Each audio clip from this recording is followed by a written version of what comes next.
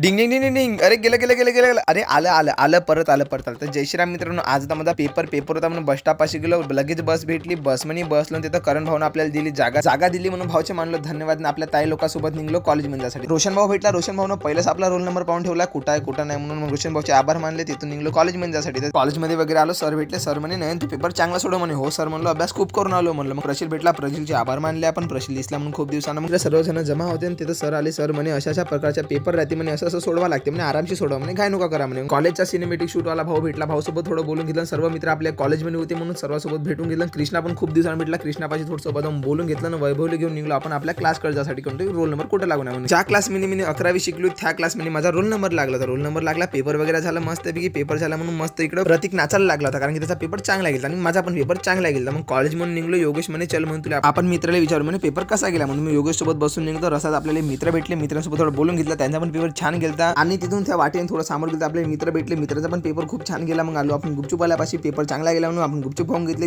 आणि पंचसमितीपाशी आलो. बस वगैरे आली. बस मध्ये बसलो. तर भेटू आपण पुढच्या ब्लॉक मध्ये.